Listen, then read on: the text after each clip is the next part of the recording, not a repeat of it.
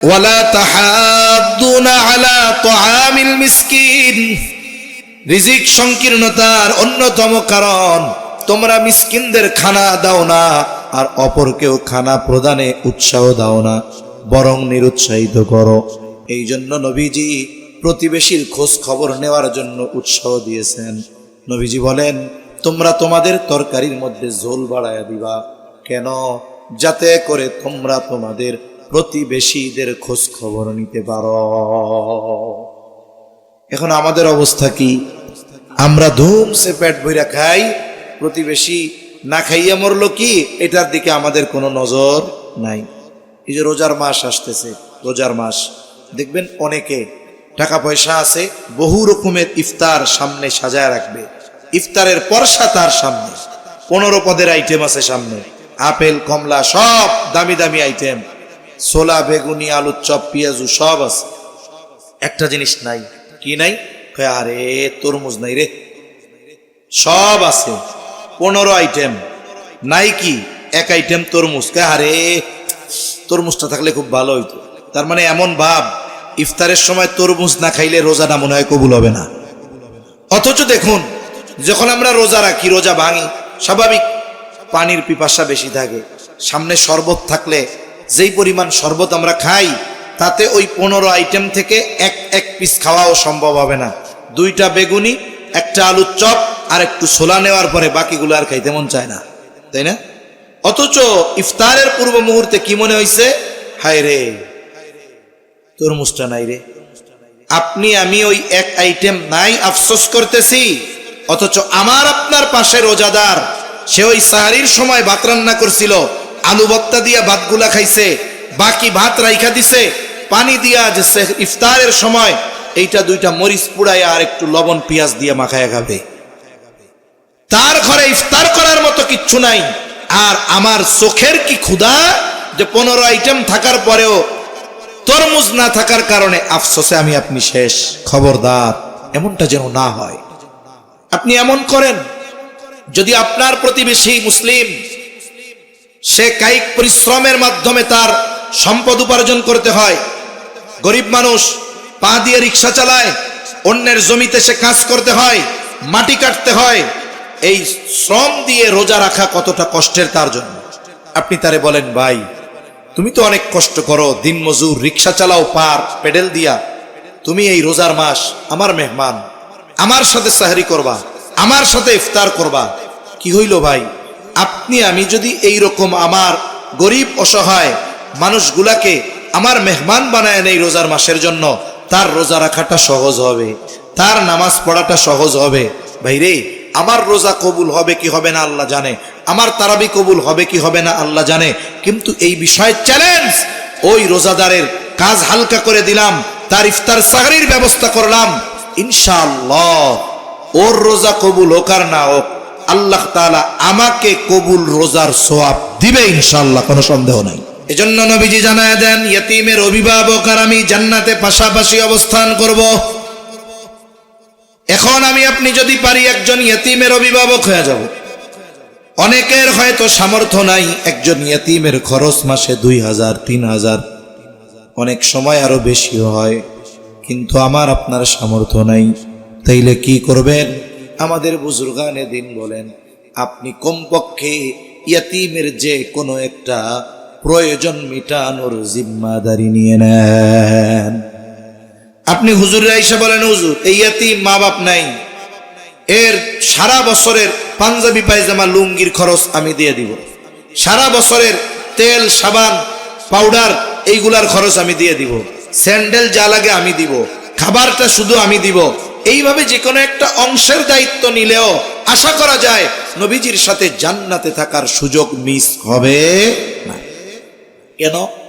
যেমন মসজিদ বানানোর ফজিলতের হাদিস আছে না, নবীজি সাল্লাল্লাহু আলাইহি ওয়াসাল্লাম বলেন, মান বানা লিল্লাহি মাসজিদান বানাল্লাহু লাহু বাইতান ফিল জান্নাহ, যে আল্লাহর জন্য মসজিদ নির্মাণ করবে, আল্লাহ তাআলা তার জন্য জান্নাতে ঘর নির্মাণ করবে। এখন এই ফজিলতের কথা চিন্তা করে আমরা যদি প্রত্যেকে একটা মসজিদ বানানো শুরু করি, ছোট হয় হোক, আমি একটা বানাইলাম, আপনি একটা বানাইলেন, সবাই মসজিদ বানাইলাম, তাইলে দেখা যাবে মুসল্লি খুঁজে পাওয়া যাবে না, ঠিক না? তার মানে বিষয়টা কি, যার সামর্থ্য আছে সে চাইলে একা একটা বানায় দিবে, কিন্তু যার সামর্থ্য নাই সেও যদি আল্লাহর খুশির জন্য, আল্লাহর ঘর বানানোর জন্য একটা ইটও দেয়, ওই ব্যক্তিকেও আল্লাহ তাআলা জান্নাতে ঘর বানায় দিবে। তাহলে ইয়তীমের অভিভাবক হওয়ার চেষ্টা করব, যাদের সামর্থ্য আছে। তার কোনো একটা প্রয়োজনের মেটানোর জিম্মাদারি হলেও নিব, তাহলেও আশা করা যায় জান্নাতে নবীর সাথে থাকার সুযোগ মিস হবে না ইনশাআল্লাহ। 3 নম্বর বিষয়, যদি কেউ ইয়তীমের অভিভাবক হয়, খবরদার তার হক নষ্ট করা যাবে না। যদি কারো ঘরে ইয়তীম থাকে তার সাথে খারাপ আচরণ করা যাবে না। নবীজি সাল্লাল্লাহু আলাইহি ওয়াসাল্লাম বলেন, ওই ঘর কতই না উত্তম ঘর, যেই ঘরে একজন ইয়তীম আছে আর তার সাথে সদাচরণ করা হয়। আর ওই ঘর কতই না নিকৃষ্ট ঘর, যেই ঘরে একজন ইয়তীম আছে আর তার সাথে অসদাচরণ করা হয়। বুজুর্গানে দিন বলেন, যেই ঘরে ইয়তীম আর তার সাথে যদি সদাচরণ করা হয়, ওই ঘর আল্লাহ রহমত বরকত দিয়া ভরপুর করে দেয়। আর যেই ঘরে ইয়তীম তার সাথে খারাপ আচরণ করা হয়, ওই ঘর থেকে আল্লাহ তাআলা রহমত আর বরকত উঠায় নেয়। এই জন্য যাদের ঘরে ইয়তীম আছে, হতে পারে আত্মীয়, হতে পারে এমনি লজিং রাখছে, যা হয় হোক, ইয়তীমরা ভালো খাবারের চাইতে ভালো আচরণের বেশি আশা করে। ভালো খাবার দেওয়া লাগবে না, সে ভালো আচরণের ব্যাপারে বেশি আশা করে। রাসূল আকরাম সাল্লাল্লাহু আলাইহি ওয়াসাল্লাম, ওনার বাবা তো দুনিয়ায় আসার আগেই ইন্তেকাল করছে, উনি দুনিয়ায় আসার আগে। এরপরে 6 বছরে মা ইন্তেকাল করছে। এরপরে অভিভাবক দাদা 8 বছরে ইন্তেকাল করছে। দাদা ইন্তেকালের পূর্বে আমার আপনার নবীজির অভিভাবকত্বের দায়িত্ব দিয়েছেন আবু তালেবকে। ভাই আওয়াজটা জড়াই যায়, এই বক্স বন্ধ করে শুধু মাইক দেন, তাও ভালো, আওয়াজটা পরিষ্কার হোক। শুধু মাইক দেন, বক্স লাগবে না, বক্সে তো কারেন্ট টানবে বেশি। মাইক দেন। নবীজি মাইক দুইটা দেন, মাইক দুইটা, মাইক আছে না 2 কর্নারে, এই দুইটার আওয়াজ বাড়াই দেন, কারণ এমনিই চলতেছে জেনারেটর, আর ওনার লাইনে হঠাৎ সমস্যা দিয়ে দিছে। হতেই পারে ইলেকট্রিক জিনিস, বলা তো যায় না কোন সময় কি হয়। বক্স চললে ভোল্টেজটা একটু টানবে বেশি, মাইক দেন, মাইকে কম টানবে। তাহলে আব্দুল মুত্তালিব ইন্তেকালের সময় আবু তালেবকে বানায় দিচ্ছেন নবীজির অভিভাবক, আমরণ অভিভাবক। অথচ ঐতিহাসিকেরা বলে আব্দুল মুত্তালিবের যতজন সন্তান তখন বেঁচে ছিল, সবার মধ্যে সবচাইতে দরিদ্র অভাবী ছিল আবু তালেব। অন্যান্য চাচারাও ভালোবাসতেন, তবে অন্যান্য চাচাদের চাইতে আবু তালেব বেশি ভালোবাসতেন। যদিও অন্যান্য চাচা যারা সম্পদের দিক দিয়ে আবু তালেবের চাইতে তারা বেশি সচ্ছল ছিল, কিন্তু আব্দুল মুত্তালিব কার সম্পদ বেশি এটাকে প্রাধান্য দেন নাই। সন্তানদের মধ্যে কে আমার আপনার নবীকে বেশি ভালোবাসে, এই বিষয়টা খেয়াল করেই আবু তালেবকে আমার আপনার নবীজির অভিভাবক বানায় দিছে।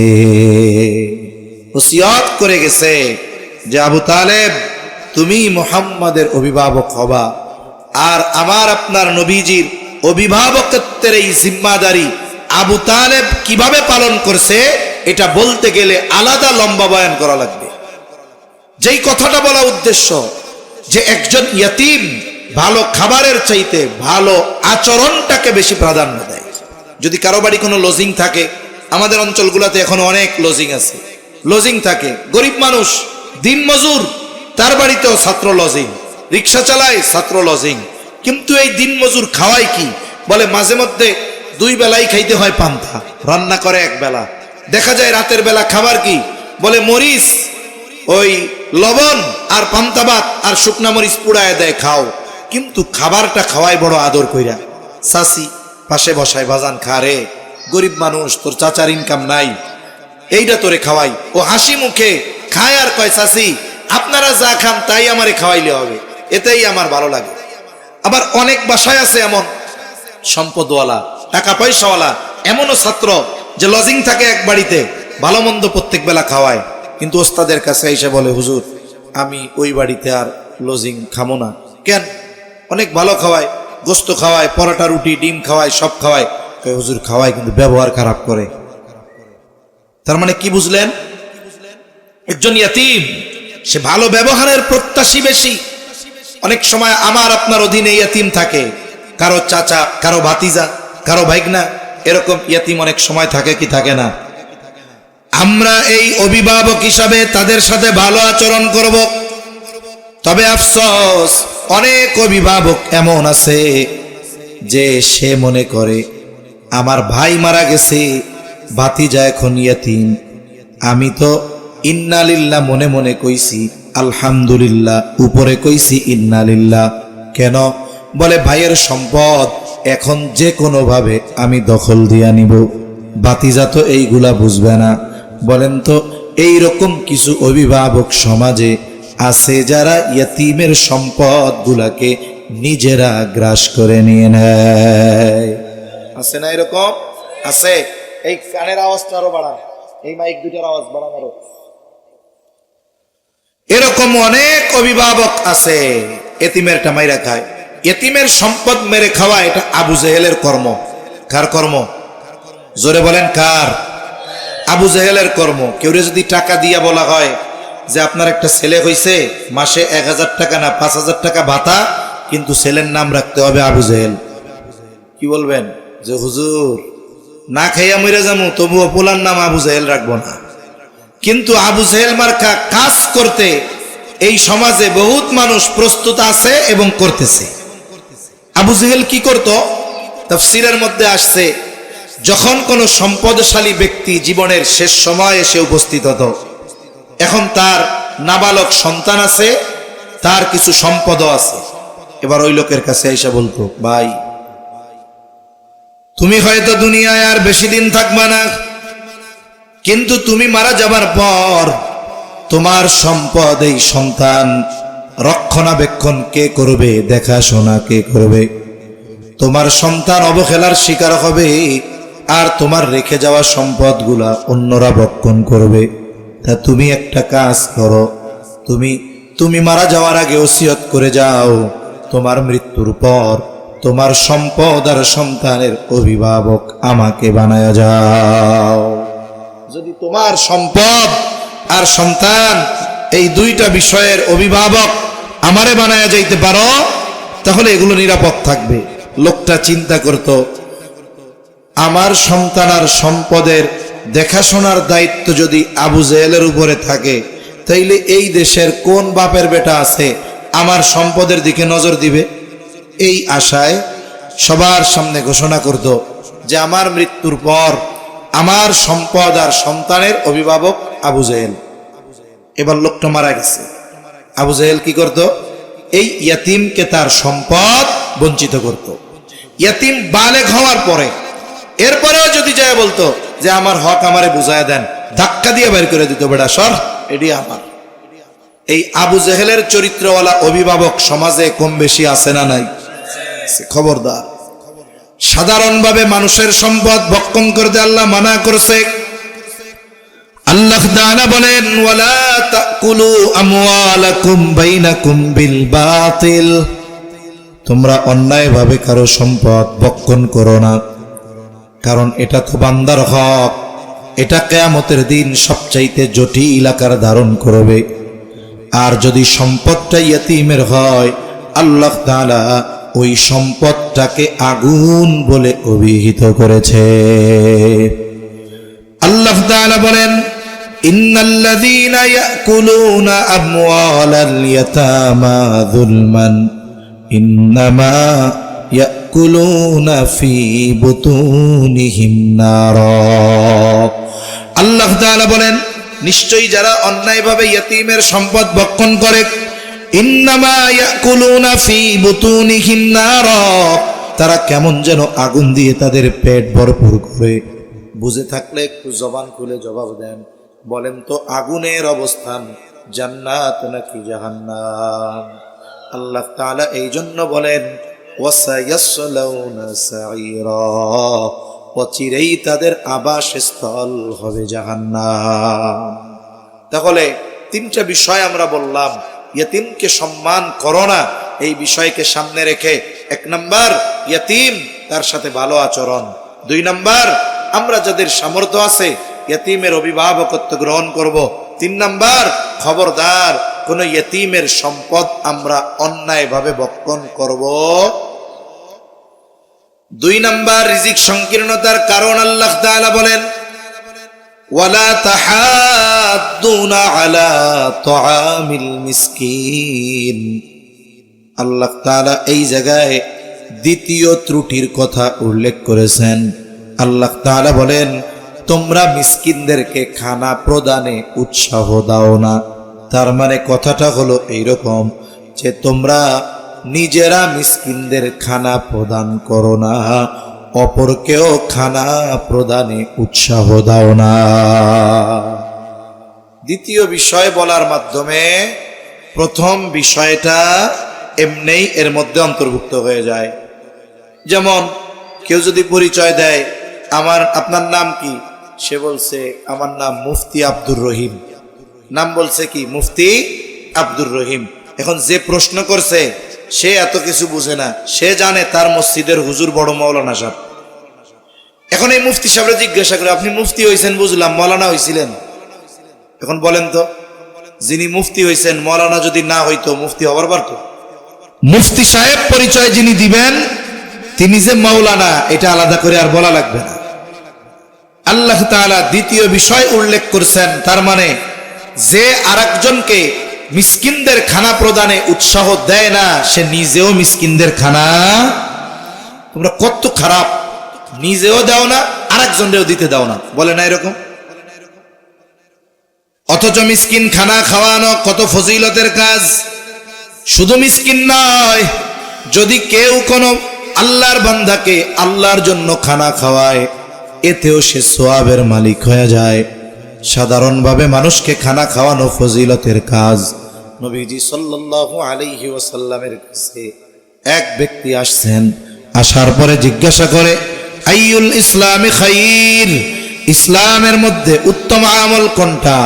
নবীজি সাল্লাল্লাহু আলাইহি ওয়াসাল্লাম উম্মতের রুহানি ডাক্তার, একই প্রশ্নের জবাব ব্যক্তির ভিন্নতায় তিনি ভিন্ন ভিন্ন জবাব দিতেন। এই ব্যক্তির প্রশ্নের জবাবে নবীজি বলেন তুতঈমুত তাআম ওয়া তাকরাউস সালাম আলা মান আরাফতা ওয়া মান লাম তা'রিফ। তুমি মানুষকে খানা খাওয়াও আর পরিচিত অপরিচিত সবাইকে বেশি বেশি সালাম দাও। তাহলে নবীজি 1 নম্বরে বলছেন খানা খাওয়াও।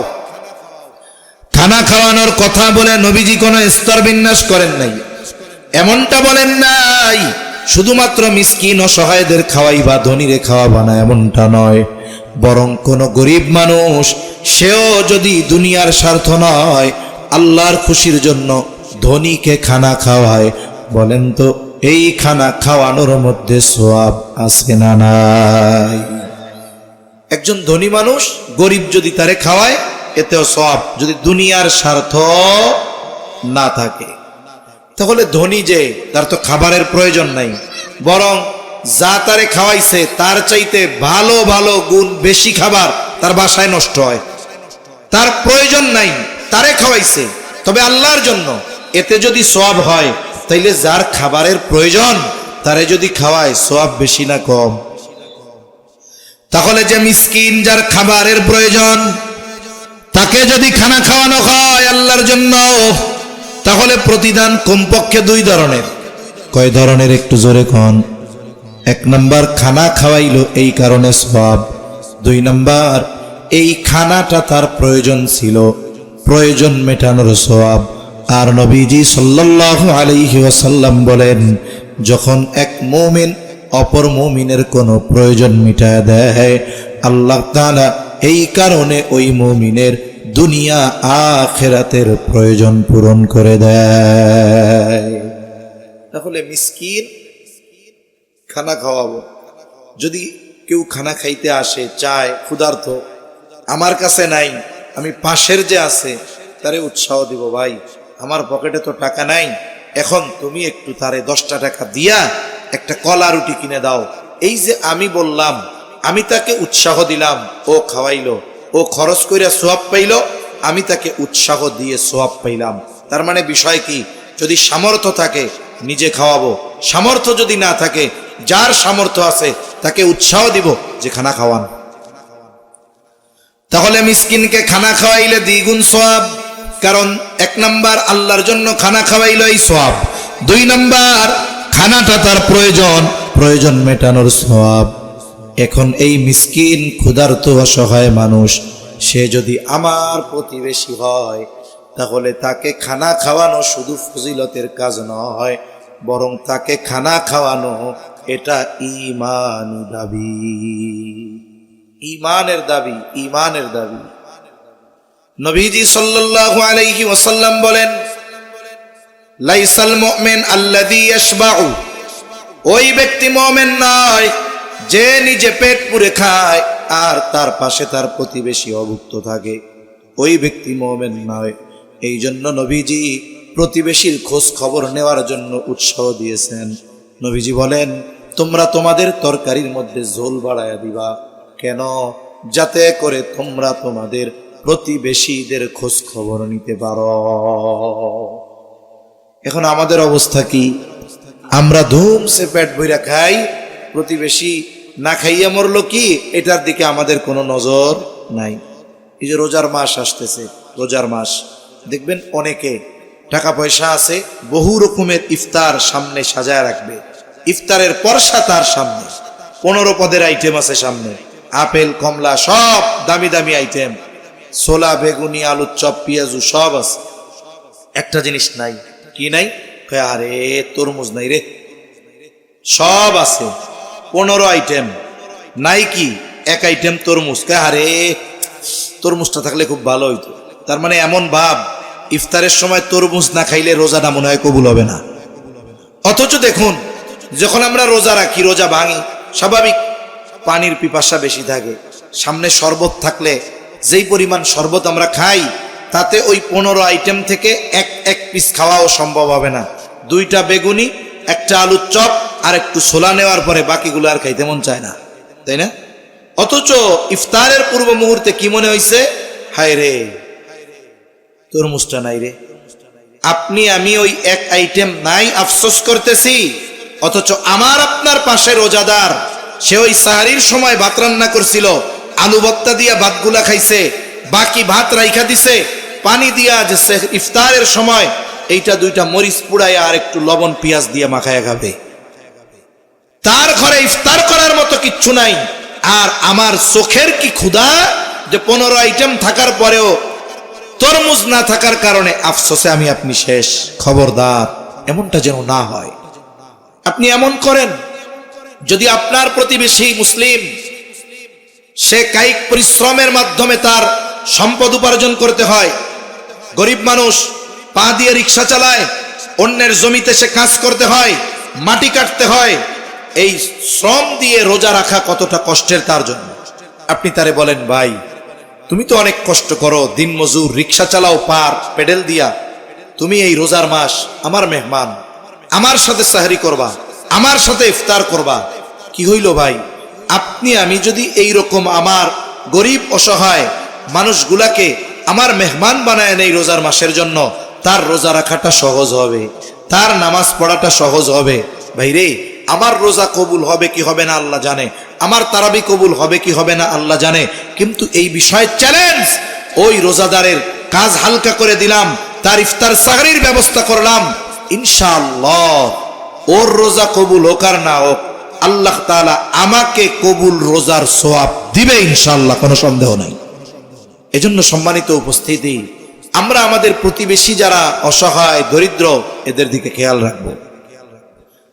কিয়ামতের দিন নবীজি আল্লাহ তাআলা বলবে, আমি ক্ষুধার্ত ছিলাম, আমারে খাবার দাও নাই, আমি পিপাসিত ছিলাম, আমারে পানি পান করাও নাই। আমি বস্ত্রহীন ছিলাম, বস্ত্র দাও নাই। আমি অসুস্থ ছিলাম, সেবা শুশ্রূষা করো নাই। বান্দা এবার বলবে, আল্লাহ আপনার তো এইগুলার কিছু প্রয়োজন নাই, আর প্রয়োজন যদি হতো দেওয়ার মতো সুযোগ ছিল না, সুযোগ থাকলে দিতাম। আল্লাহ তাআলা তখন বলবে, বান্দা তোমার প্রতিবেশী অসুস্থ ছিল, তুমি তার সেবা শুশ্রূষা করো নাই। অভুক্ত ছিল, খাবার দাও নাই। পিপাসিত ছিল, পানি দাও নাই। তুমি যদি তাকে এইগুলা দিতা, তাহলে এগুলো আমি আল্লাহ পেয়ে যাইতাম। এজন্য মূল কথা হলো, আল্লাহ তাআলা বলেন, ওয়ালা তাহাদ্দুনা আলা তুআমিল মিসকিন।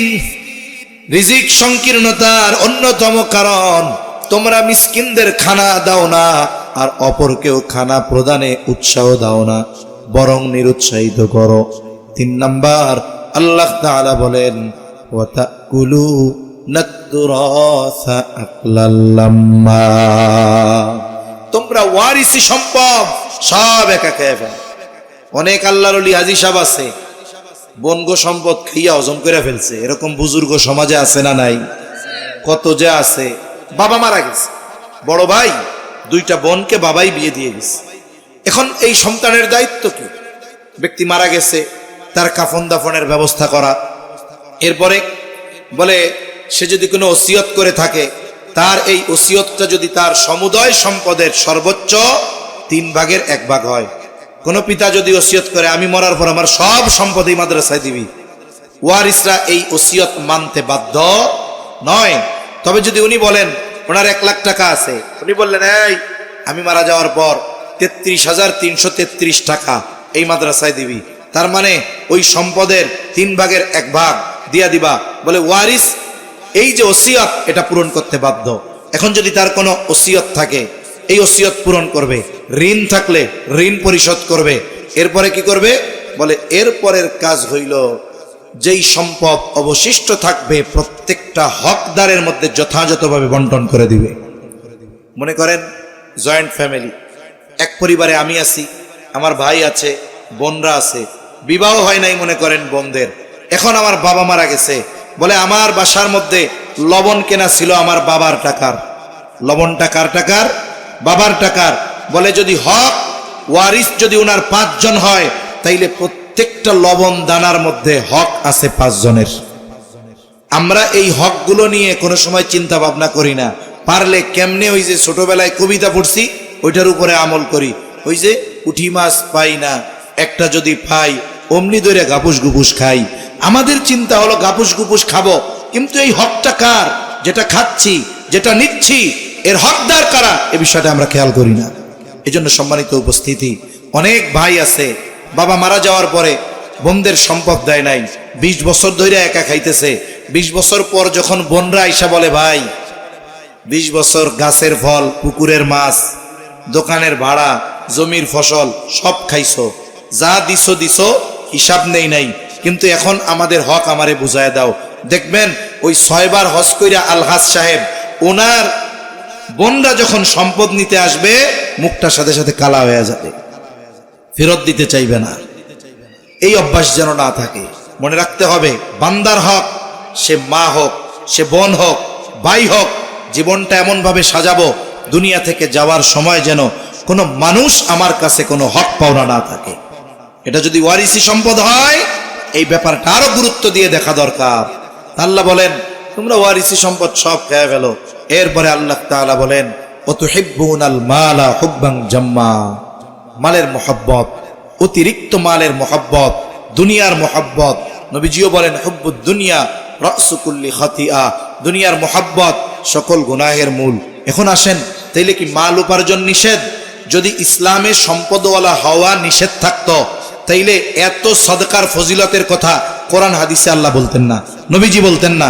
কোরআনে সদকার কত ফজিলত, তাইলে স্পেশাল ভাবে সম্পদওয়ালাদের জন্য স্পেশাল একটা ইবাদত যাকাতকে ইসলামের মৌলিক এক ভিত্তি হিসাবে আল্লাহ তাআলা করতেন না। অথচ যাকাত দেওয়া এটা ইসলামের অন্যতম রুকন, অন্যতম ভিত্তি। সাদকার কি পরিমাণ ফজিলতের কথা কোরআন হাদিসে আছে, এগুলো তো বললে রাতের পর রাত চলে যাবে। তাহলে বোঝা গেল ইসলামে সম্পদওয়ালা, সম্পদ উপার্জন করা মানা না, মালদার হওয়া মানা না। তবে সমস্যা কি, দিনদার মালদার হতে হবে, দুনিয়াদার মালদার হওয়া যাবে না। মাল উপার্জন করতে গিয়ে দিনকে বিসর্জন দেওয়া যাবে না, বরং দিন ঠিক রেখে হালাল পন্থায় হাজার হাজার কোটি টাকার মালিক হবে, দান সাদকা করবে, যাকাত দিবে, কোনো অসুবিধা নাই।